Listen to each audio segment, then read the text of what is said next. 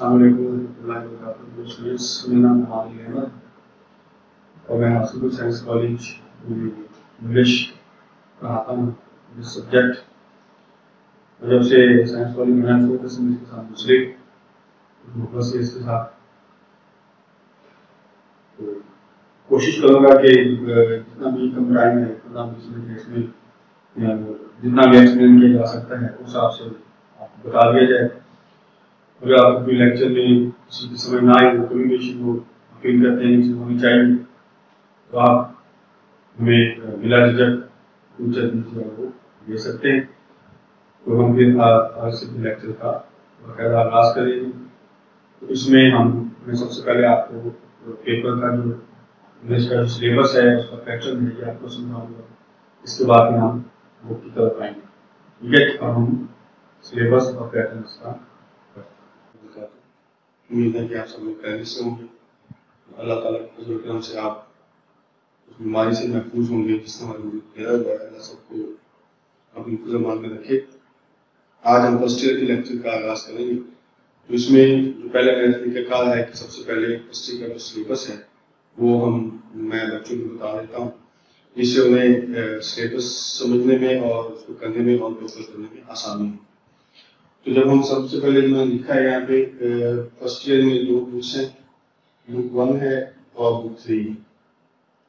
Book 1 में जो है वो शॉर्ट स्टोरीज होंगी और ये 15 शॉर्ट स्टोरीज हैं जो हम पढ़ेंगे। इसमें कोई भी आप छोटी सी शॉर्ट आंसर इसके आने हैं तो आगे जो सिलेबस है उसमें भी ये चीजें डिस्कस करेंगे हम।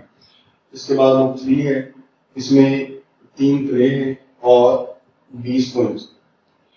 इसके बाद लेटर में लिखा हुआ है और एप्लीकेशन, इन दोनों में चॉइस होती है, लेटर कर लें या एप्लीकेशन आप करें। इसके बाद मॉरल स्टोरी जो है ये की जाती है। इसमें जो आपने शायद पहले पढ़ा होगा कोई भी मॉरल आपको दिया जाएगा, जैसे honest is the best policy है, इसके तहत हमने इस कहानी को लिखना होता है, ये भी सिलेबस में शामिल होगी। इसके बाद पेयर ऑफ वर्ड्स हैं, ये इसमें शामिल होंगे। ये 5 करने होते हैं, एक आधे नंबर का एक पेयर में एक नंबर का एक पेयर होगा तो 5 आप करेंगे 5 नंबर का। इसके बाद करेक्ट यूज ऑफ वर्ब है, इसमें कुछ सेंटेंस दिया जाएगा और जहाँ पे वर्ब आना है उसकी जगह जो है वो उसको अंडरलाइन कर देंगे। नीचे 4 ऑप्शन होंगे, उनमें से हमने इसको चुना, राइट वन या वो चुनेंगे। अब इसमें सिलेबस जो है वो पहले हम इसको देख लेते हैं तो आप अच्छी तरह इसको समझ लें कि कौन कौन सी बुक्स इसमें शामिल होंगी। और इसके बाद फिर मैं आपको जो सिलेबस पेपर पैटर्न है वो आपको बताऊंगा। उसमें ये हो जाएगा कि पेपर जो है वो किस तरीके से आएगा और हमें सिलेबस को किस तरीके से पढ़ना है, ये हमारे लिए आसानी हो जाएगी। अब इसके बाद मैं आपको अभी पेपर पैटर्न जो है वो समझा। जब हम ऑब्जेक्टिव तक आते हैं, जैसे मैं पहले कहा था आपको कि ये 20 नंबर का होगा। इसमें पहला जो आएगा क्वेश्चन वो सिनोनिम्स का है, जिसको हम वर्ड मीनिंग्स कहते हैं। तो इसमें से एक लाइन आपको दी जाएगी, उसमें जिस लफ्ज का मान जिससे आपसे पूछना है वो उसको अंडरलाइन कर देगा। इनके 4 ऑप्शन जो है वो हमें दिए जाएंगे, तो उन चारों में से जो राइट वन है वो हमें ठीक है। तो ये 10 नंबर के हैं, बुक 1 में से 4 नंबर के हैं और बुक 3 में से कोई में से 3 और प्ले में से 6 नंबर के हो। इसके बाद एमसीक्यू है, मल्टीपल चॉइस क्वेश्चन है। ये मालूमात की तकरीबन होती है, कॉम्प्रिहेंशन किस्म की के चैप्टर में या कोई भी प्ले में क्या दिया हुआ है उसको हमने राइट जो चॉइस है या सही इंफॉर्मेशन है उसको हमने टिक करना है। ये 5 नंबर के होंगे टोटल जो है। तो इसमें से बुक 1 में से 3 आएंगे और बुक 3 में से एक 2 ये हो जाएंगे 5 आएंगे। इसके बाद अगला जो आएगा ये है करेक्ट यूज ऑफ वर्ब, ये भी 5 नंबर का होगा। इसमें भी वो भी वही तरीका है कि जहाँ पे वर्ब आना है वो फिक्रा उसमें से वो जगह वो ब्लैंक छोड़ देंगे, नीचे 4 ऑप्शन दिए जाएंगे, उसमें से जो सही है वो हमने इसको ठीक करना। तो ये पेपर पैटर्न और सिलेबस मैंने आपको ये सारा बता दिया है। इससे आपको ये समझ में आसानी हो जाएगी कि पेपर हमने किस तरीके से अटेम्प्ट करना है। और ये भी ज़हन रखना है कि जब आप मैट्रिक से फर्स्ट ईयर में आएंगे तो आपको थोड़ा सा अपना मिजाज चेंज करना पड़ेगा। अगर नंबर अच्छे लेने हैं तो मैट्रिक और फर्स्ट और सेकेंड ईयर की पढ़ाई में डिफरेंस काफ़ी ज़्यादा है। जब पढ़ेंगे तो आप इसको फील करेंगे। इसमें ज़्यादातर जो चीज़ें हैं वो समझ के पढ़ने वाली हैं या समझ के याद करने वाली हैं, ताकि हम उसको अच्छे तरीके से पढ़ सके या अच्छे तरीके से उसको समझ सके, नंबर हम ले सकें। अब इसके बाद हम चैप्टर इंशाल्लाह शुरू करेंगे। उस वक्त तक आप इस सिलेबस को अच्छी तरीके से समझ लें। जीवा पेपर पैटर्न पर आते हैं। इसमें मैंने वो पेपर पैटर्न लिख दिया है। इसमें बुक 1 है। इसमें जो शॉर्ट स्टोरीज मैंने बताई थी 15, उसमें से 6 सवाल अटेम्प्ट करने होते हैं और हर जो आंसर है ये 2 नंबर का होगा और ये 12 नंबर के सवाल हो जाएंगे 6। इसके बाद बुक 3 है। इसमें जो पहले टाइप मैंने प्ले 3 है, 3 में से 5 सवाल आएंगे, आपने अटेम्प्ट करने आएंगे। ज़्यादा आते हैं 5 अटेम्प्ट करने, 10 नंबर के होंगे। और पोइम जो है इसमें से 4 क्वेश्चन आपको अटेम्प्ट करने हैं और ये 8 नंबर के हो जाए। टोटल ये 30 नंबर के शॉर्ट आंसर हम अटेम्प्ट करें। इस बार तीसरे नंबर पे जो लेटर या एप्लीकेशन है ये 10 नंबर का होगा। ठीक है, ये आपने चॉइस है, आप लेटर या एप्लीकेशन कोई भी कर सकते। इसके बाद मॉरल स्टोरी है। उसमें 2 मॉरल आपको दिए जाएंगे। उन 2 मॉरल में से जो भी आप अच्छे तरीके से आपको याद है, अच्छे से लिख सकते हैं, वो आपको अटेम्प्ट करने हैं और 10 नंबर। इसके बाद जो सवाल नंबर 5 है, इसके 3 सेक्शन है, 3 आप यूज होंगे इसके। पहले रेफरेंस टू द कॉन्टेक्स्ट से आपको इस बात के हवाले से तशरीह जो है पूछी जाएगी, ये आएगी पोएम्स में से। ये 5 नंबर के होंगे। अगर पंक्चुएशन है ये अमूमन बुक 1 में से आ जाती है और ये हम आप आगे जब सिलेबस में पढ़ेंगे तो पंक्चुएशन भी आपको समझा दी जाएगी। ये 5 नंबर के होंगे। उसके बाद पेयर वर्ड्स, जैसे पहले भी आपको बताया था कि 1 नंबर का एक पेयर है, 5 आपने अटेम्प्ट करने हैं, तो ये 5 नंबर का एक पेयर वर्ड्स हो। इसके बाद ट्रांसलेशन करनी है इंग्लिश टू उर्दू। ये बुक 1 में से पैराग्राफ आता है। ये टोटल 12 नंबर की होती है, तो ये हम इसको इस तरीके से अब अटेम्प्ट करें। ये मैंने सारा लिखा हुआ है, ये सब्जेक्टिव पेपर है, ये 80 मार्क्स का होगा। इसके बाद जो ऑब्जेक्टिव है वो भी मैं आगे आपको समझा दूंगा। वो भी हमने इसमें से किस तरीके से करना है 20 नंबर का, वो मैं आगे हम इसको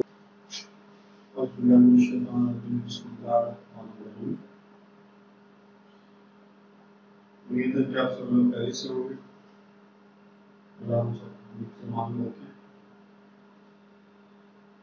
आज हम अपने बुक 1 है इसकी पहली जो चैप्टर है उसका पहले चैप्टर का हम आगाज करेंगे। इसमें जो मैंने पहले आपको बता दिया था इसके इंट्रोडक्शन में उसकी पेपर किसका आएगा, इसका सिलेबस है। तो पहली जो बुक है उसमें शॉर्ट स्टोरी शामिल होंगी। शॉर्ट स्टोरीज को हम इस तरह समझ लेते हैं कि ये किसी भी जिंदगी का कोई न कोई वाकया बयान किया जाता है जिसमें ये आम कहानी से इसका मुख्तलिफ होती है। इस तरह बयान किया जाता है कि उसमें वही वाकया बयान किया जाएगा जब वाकया शुरू होगा। तो जो ही वो वाकया खत्म होगा उसके साथ ये कहानी भी खत्म होगी। ये हकीकी भी हो सकती है, वज़ी भी हो सकती है, इसलिए इसको फिक्टिशियस भी कहा जा सकता है, रियलिस्टिक भी कहा जा सकता है। इसको आप अफसाना भी कहेंगे दूसरे अल्फाज में। तो ये वाकया जब बयान किया जाता है और उसी के मुताबिक ये कहानी खत्म हो जाती है। लेकिन ये वाकया जो है वो किसी न किसी मैसेज को डिलीवर करता है। तो समटाइम जो मुसन्निफ है वो हमें वो वाकया डायरेक्ट वो जो इस्लाम की सबक है वो हमें डायरेक्ट बता देगा और समटाइम वो हमें उसमें से समझना पड़ता है ढूंढना पड़ता है। तो ये पहली कहानी बटन, इसमें जब हम उसको पढ़ते हैं तो ये आखिर तक हमें इस बात का पता नहीं चलता कि राइटर का मकसद क्या है बताने का। लेकिन आखिर पहुंचते हैं तो एक डायलॉग जो है वो राइटर लिखता है जिससे इस कहानी का मकसद हमारे सामने आ जाता है। हम वो सस्पेंस दूर नहीं करेंगे लेकिन उसको समझ लेते हैं।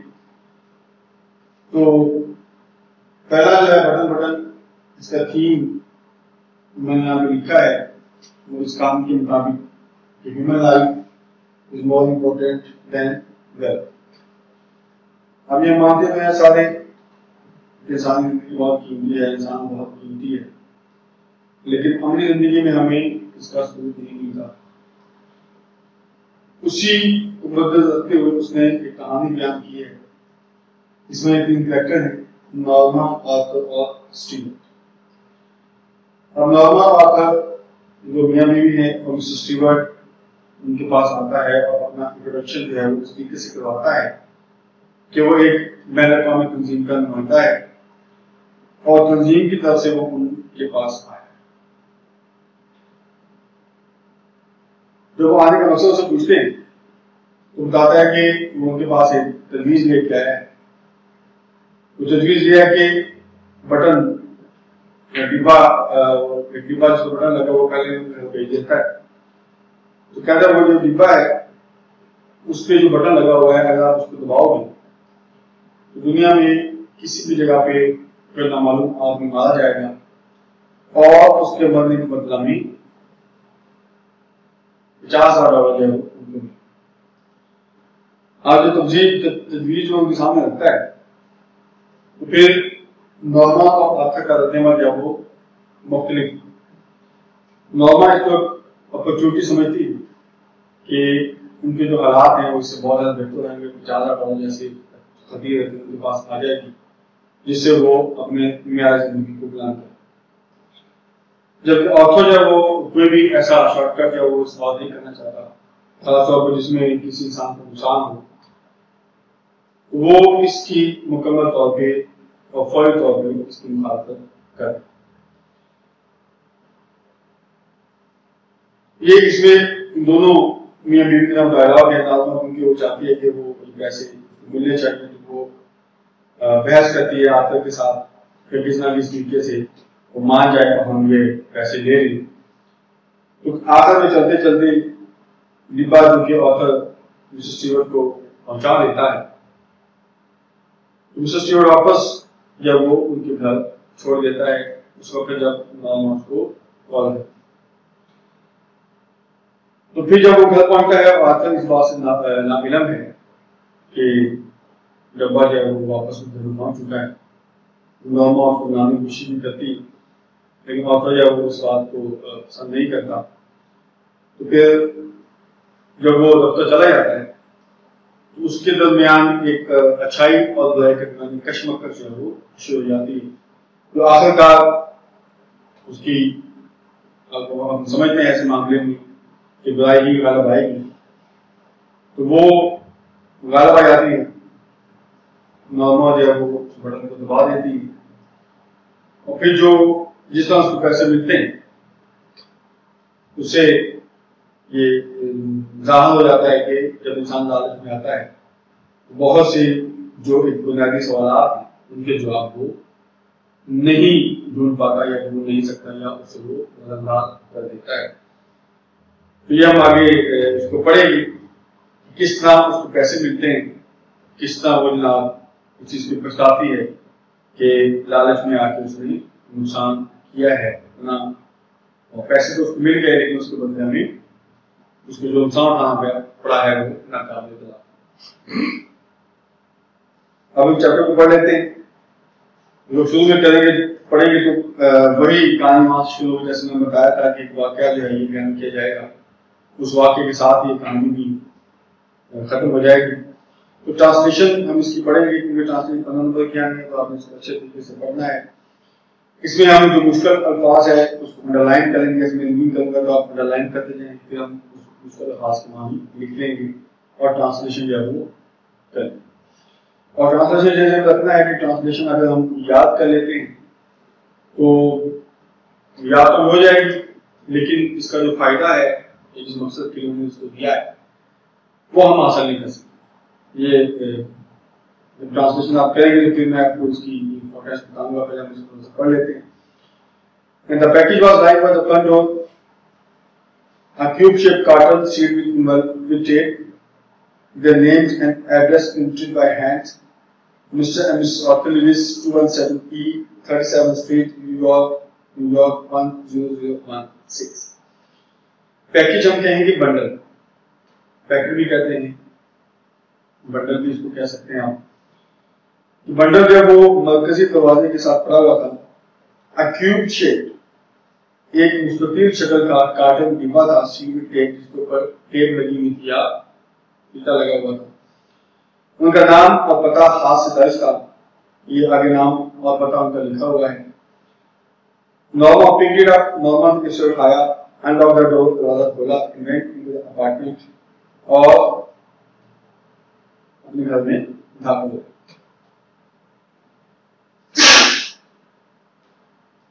It was just getting dark, अंधेरा छा रहा, शाम का वक्त था। उसमें देखेंगे जो थोड़ा मुश्किल, उसको हम लाइन कर लेंगे और उनके मानी हम लिखें। कोशिश में करूंगा जो मुश्किल पास आते हैं उनके नाम आपको बताता है मान साथ साथ। Norma put the button beside her on the couch.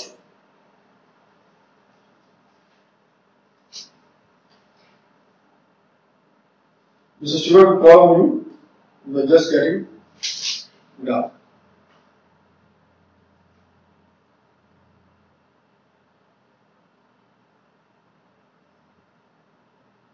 After she put the lamp chops in the boiler, she sat down to open the package. Boiler क्या होगा? जिसमें गोश्त को भुना जाता है। तो जब उसमें चॉप्स में टुकड़े, जब उसमें मेमने के या बकरे के गोश्त के टुकड़े जो हैं वो ब्रायलर में या गोश्त भुनने वाले जो आला है उसमें रख दिए, तो वो डिब्बा खोलने के लिए गए। इंसाइड द कार्टन वाला पुश बटन यूनिट, डिब्बे के अंदर एक घंटी वाले पुश बटन हुई, जो कि घंटी वाला बटन होता है। अगर उसको हम दबाए रखेंगे तो वो घंटी बजती है, छोड़ देंगे तो अपनी जगह वापस आ जाएगा। उसको पुश बटन है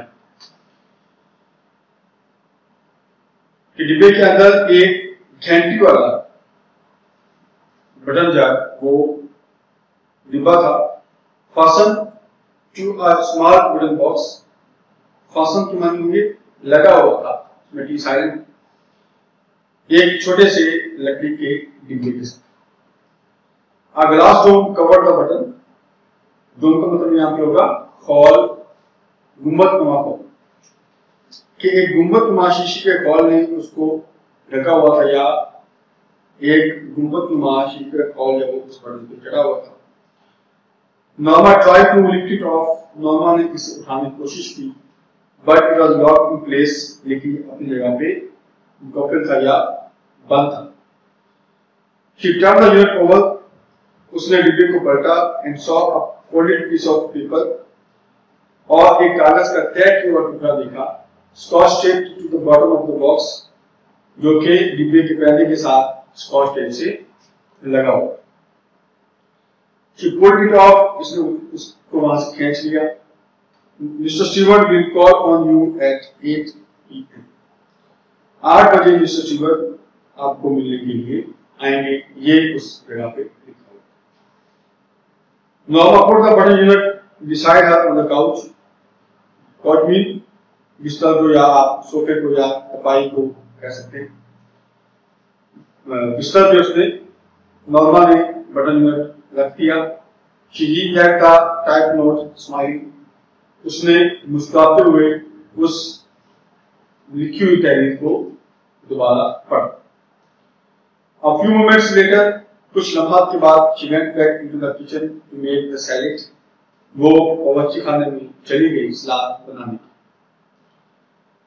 The doorbell rang at 8 o'clock. 8 बजे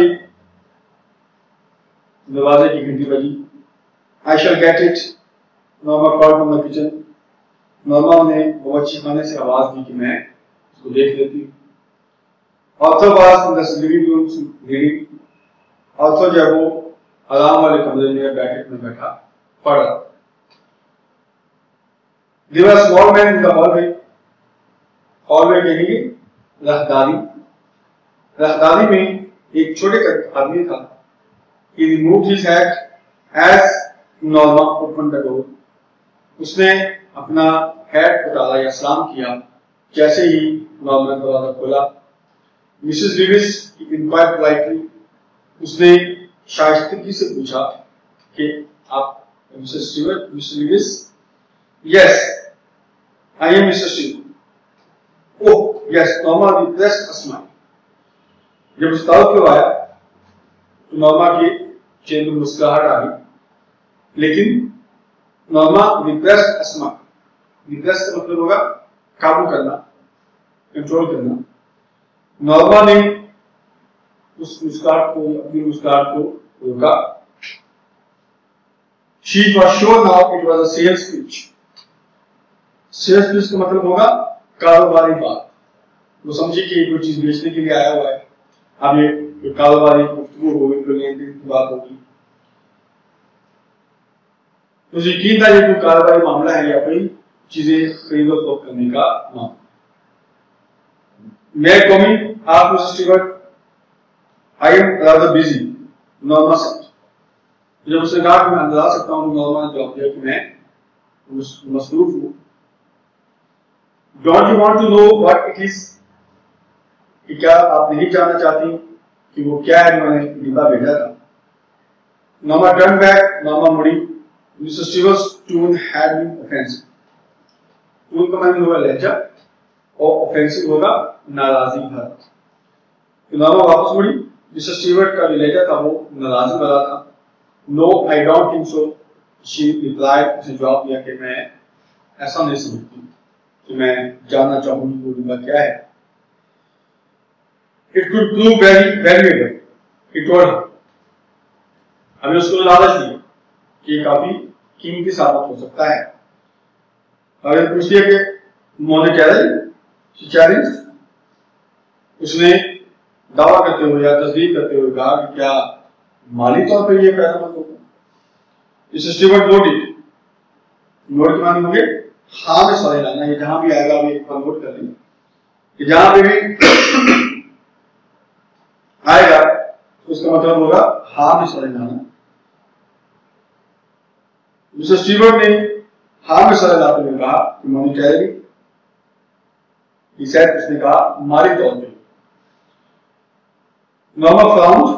नॉर्मा के माथे पर बल आ गया. She did not like his attitude. उसको उसका रवैया पसंद नहीं आया. What are you trying to sell? She asked. उसने पूछा कि तुम क्या बेचना चाह रहे हो. वो समझ रही थी कि वो डिब्बा जो उसे भेजा है कारोबारी गुल है जिसके जरिए कुछ बेचना चाहता है. I am not selling anything. He answered. उसने जवाब दिया कि मैं कुछ भी नहीं बेच रहा. Author came out of the living room. अब उनकी इसी बहस के दौरान author जब वो जैन मुझे बैठक से आ गया है. Something wrong? उसने पूछा कि कुछ गड़बड़ है. Mr. Stewart introduced himself. Mr. Stewart ने अपना ताल्लुक बताया. Oh, the author pointed toward the living room and smiled. Author ने बैठक को इशारा करते हुए कहा, What's that gadget? Gadget का मतलब है इंस्ट्रूमेंट. कोई भी किसी भी मुफीद आले को कहा जाता है या बड़ी मशीन है उसमें कोई औजार जो है वो लगेगा उसको गैजेट कहा जाता है. तो पूछता है कि ये जो आला है ये क्या चीज है. It won't take long to explain. Replied Mr. Stewart. Stewart जवाब दिया कि इस बात की वजाहत करने में ज्यादा वक्त नहीं लगेगा. मैं कमी क्या मैं अंदर आ सकता हूँ? If you are selling something, author said. author ने कहा कि अगर आप कुछ चीज बेच रहे हैं, वो भी समझा था कि एक चीज बेचने के लिए आया हुआ है. अगर आप बेच रहे हो तो फिर तो अंदर ना आओ, अदरवाइज इसके अलावा और भी मामला तुम आ सकते. Mr. Stewart shook his head. I'm not. अब स्टीवर्ट नफी में तरह लाया के नहीं, लेकिन लोड के मान हो जाएंगे खा में सारे लाना और शेख मान हो जाएंगे नफी में सारे लाना। और तो लोग है नॉर्मा अप टू यू की साइड, और तो नॉर्मा ने देखा तो नॉर्मा ने जवाब दिया कि ये आप पे है, क्या आप इसको अंदर लाना चाहते हैं तो ले आए। He hesitated, hesitate के मानों में हिचकिचाना। Well, why not? He said. उसने कहा, हिचकिचाते हुए कहा, अच्छा क्यों नहीं? They went into the living room, वो बैठक में चले गए या आराम वाले कमरे में चले गए। And Mr. Stewart sat in Norma's chair, और Mr. Stewart या वो नॉर्मा की कुर्सी पे बैठ गए। He reached into an inside coat pocket and withdrew a small sheet envelope. उसने अपनी कोट के अंदर जेब में हाथ डाला और एक छोटा बंद लिफाफा निकाला, envelope लिफाफा। Inside here is a key to the cabinet room. इसके अंदर उस घंटी वाले हॉल की चाबी है। He said, उसने कहा, he set the envelope on the chair side table. उसने वो लिफाफा मेज कुर्सी के साथ खड़ी मेज पे रख दिया। The bell is connected to our office. घंटी हमारे दफ्तर से मुंसलिक है। What is this for? ये किस लिए? यहाँ पे वो टर्निंग पॉइंट है, यहाँ पे अपनी तजवीज उनके सामने रखता है। अब ये दूसरा बटन, अगर तुम बटन को दबाओगे, Stewart told him, somewhere in the world someone you don't know will die.